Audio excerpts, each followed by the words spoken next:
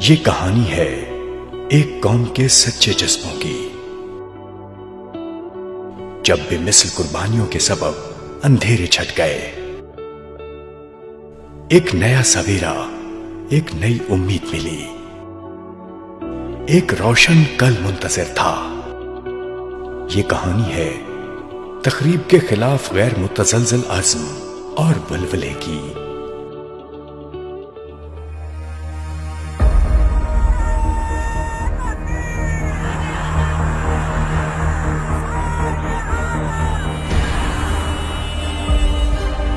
مل کر ایک جھونکا آخر طوفان بنا تھا، یوں پاکستان بنا تھا، یوں پاکستان بنا تھا۔ مل کر ایک جھونکا آخر طوفان بنا تھا، یوں پاکستان بنا تھا۔ پاکستان حاصل کرنے کے لیے ہم نے بہت قربانی کی ہے۔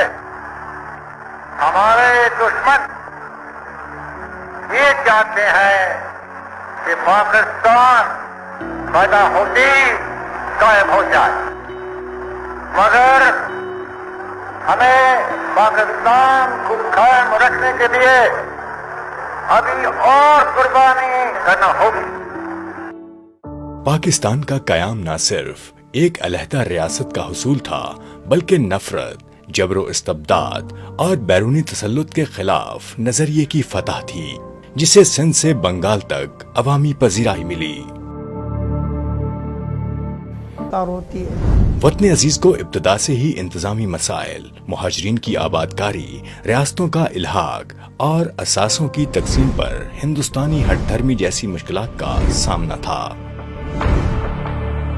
ہمارے اسیٹ جو انڈیا نے ہندوستان کی سازشیں کام نہ آئیں تو 1948 میں کشمیر کے محاذ پر جنگ مسلط کر دی۔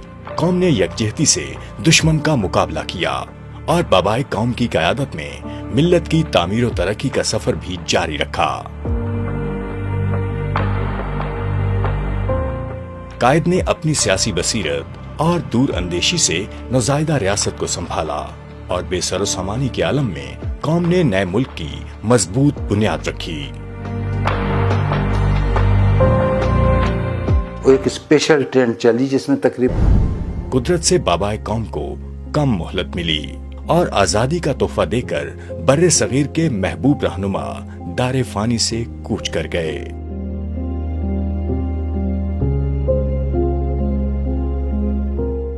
اس وقت ہم کراچی میں تھے، یہ سوگ کا عالم تھا پورے، کیونکہ وہ یہ سمجھتے تھے کہ جناح کی کامیابی اس میں ہے کہ وہ کسی ایک طبقے کو، کسی ایک فرقے کو، معاشرے کے کسی ایک حصے کو آگے نہیں بڑھا رہے تھے۔ قائد اعظم جو ہے 13 مہینے اس کا وہ نظر رہا، 13 مہینے بھی قائد اعظم نے ملک کو جو ہے ہر فیلڈ میں اس نے گائیڈ لائن پرووائڈ کر دی۔ قائد اعظم کی رحلت کے بعد قائد ملت نے سیاسی اور سفارتی محاذوں پر وطن عزیز کی باغ ڈور سنبھالی۔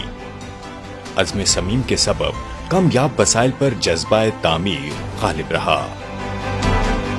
پاکستان ترقی کی راہ پر چل نکلا۔ شومی قسمت بیرونی سازشوں کے باعث 1951 میں پاکستان کے پہلے منتخب وزیر اعظم کو شہید کر دیا گیا۔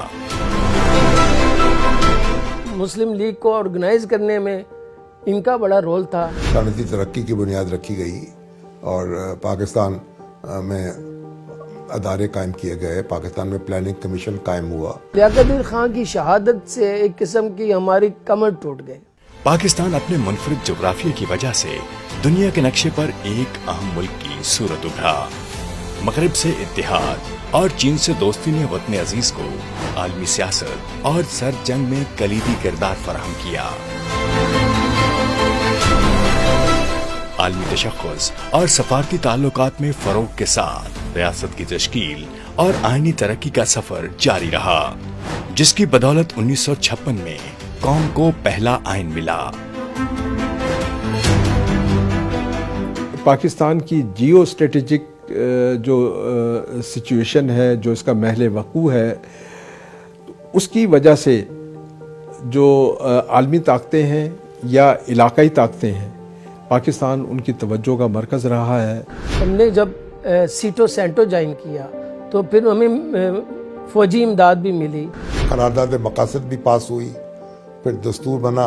कायदे आज़म और कायदे मिल्लत की वफात के बाद मोहतरमा फातिमा जिन्नाह और दीगर सियासी कायदीन ने शबाना रोज अनथक मेहनत से मुल्क की तामीर और तरक्की का सफर जारी रखा। इस दौरान मुल्क की सियासी तारीख में बहुत से नशीब व फराज आए।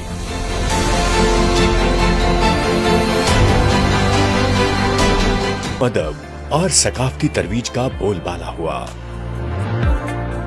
और खेलों के मैदान पाकिस्तान के नाम से गूंजने लगे।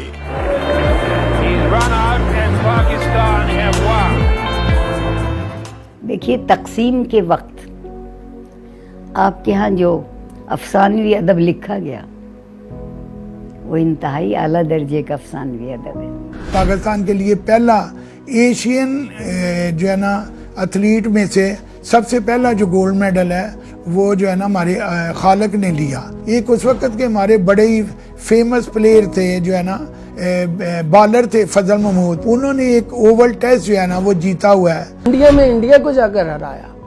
हॉकी ले ले, स्क्वॉश ले ले, फिर क्रिकेट ले लीजिए, और यही वजह है कि फिर ये हमारी जो इस स्पोर्ट्स ने जो यूनिटी है ना, नेशनल यूनिटी, उसको भी बड़ा इम्पोर्टेंट रोल है। इब्तदाई सालों में है ना, हम उस उम्र के ब्रैकेट में हैं कि हमने इस मुल्क को रॉकेट की तरह उड़ते भी देखा। पाकिस्तान की टेक्सटाइल इंडस्ट्री ने इतना कपड़ा बनाया कि जिसको ग्लोब जो है उसके ऊपर 3.5 मरतबा लपेटा जा सकता था। हिंदुस्तान की करेंसी हमसे 20%, 30%, 40% कम दर्जे की थी। हर तरफ आप देखते जा रहे थे कि इंडस्ट्रियलाइजेशन हो रही थी। तरबेला डैम बना हुआ है, ये दूसरा मंगला डैम बना है, बस ये तरक्की पे तरक्की होती जा रही थी। पाकिस्तान की तरक्की से खायफ दुश्मन ने 6 सितंबर 1965 की शब वतन अजीज पर दूसरी जंग मुसल्लत की तो पूरी कौम दुश्मन के नापाक अज़ाइम के मद्दे मुकाबिल सीसा पिलाई दीवार बनकर दिफाए वतन के लिए खड़ी हो गई। ला इलाहा इल्लल्लाह मुहम्मद रसूलुल्लाह की सदा गूंज रही है। उस वक्त तक चैन से नहीं बैठेंगे जब तक दुश्मन की तोपे हमेशा के लिए खामोश न हो जाए।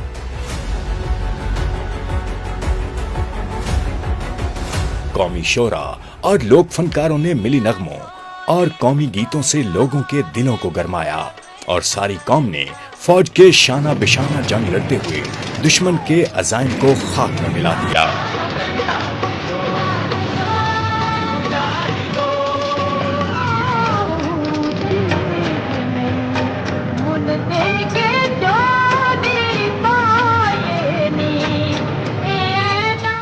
हर पाकिस्तानी वतन के जर्रे जर्रे पर कुर्बान होने के लिए तैयार था।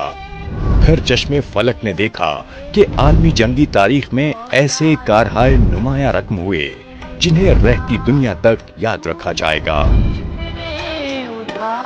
एक न्यूज रीडर से बड़ी बहादुरी के साथ अपने से 10 गुना अफवाज का मुकाबला किया। ऐ वतन, तूने पुकारा तो लहू खौल उठा, तेरे बेटे तेरे जांबाज चले आते हैं।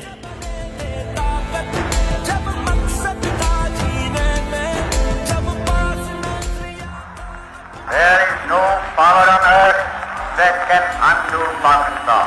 It has come to stay.